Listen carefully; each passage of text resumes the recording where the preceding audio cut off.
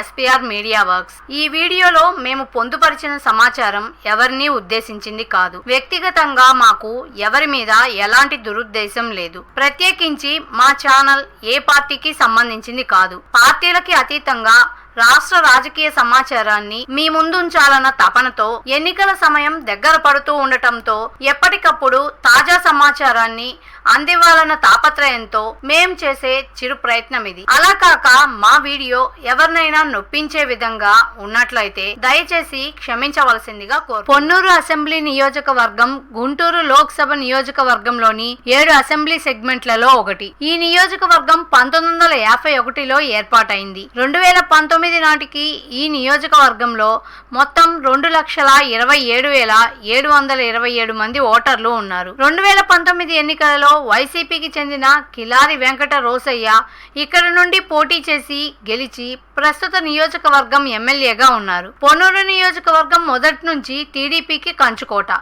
అలాంటి కంచుకోటను బద్దలు కొట్టిన ఘనత వైసీపీకి దక్కింది. ఈ నియోజకవర్గంలో టీడీపీ అభ్యర్థి ధూళిపాల నరేంద్ర ఇప్పటికే 5 సార్లు ఎమ్మెల్యేగా పనిచేశారు.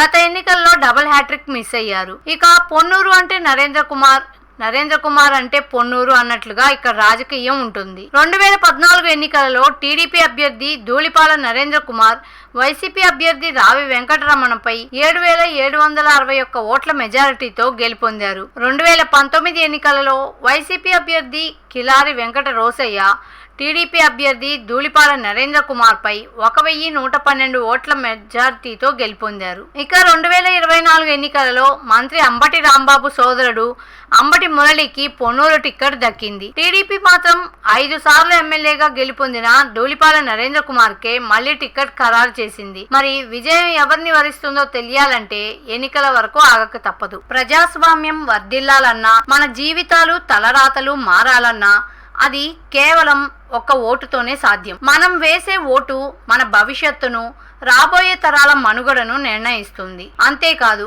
మన ఓటుతోనే నవ సమాజం నిర్మితమవుతుంది. ఇంకా దేశ దిశ దశను మారుస్తుంది. ఓటు అనే 2 అక్షరాల పదం దేశ చరిత్రనే మార్చేస్తుంది. కేంద్ర ప్రభుత్వం జనవరి 25ను జాతీయ ఓటర్ల దినోత్సవంగా ప్రకటించింది. కుల, మత, ప్రాంత, లింగ, జాతి, భాష అనే భేదం లేకుండా దేశంలో నివసించే 18 సంవత్సరాలు నిండిన పౌరులు అందరికీ భారత రాజ్యాంగం ఆర్టికల్ 326 ద్వారా ఓటు హక్కును కల్పిస్తుంది. ప్రజాస్వామ్యాన్ని గౌరవించాల్సిన బాధ్యత ప్రతి పౌరుడిపై ఉంది. ప్రజాస్వామ్యానికి ఓటే పునాది. దేశ, రాష్ట్ర భవిష్యత్తును నిర్ణయించేది ఈ ఓటే. అలాంటి ఈ ఓటును డబ్బుకు, మద్యానికి అమ్ముకోకుండా భారత ప్రజాస్వామ్య పరిరక్షణ కోసం ప్రతి ఒక్కరూ తప్పనిసరిగా తమ ఓటు హక్కు వినియోగించుకోవాలి.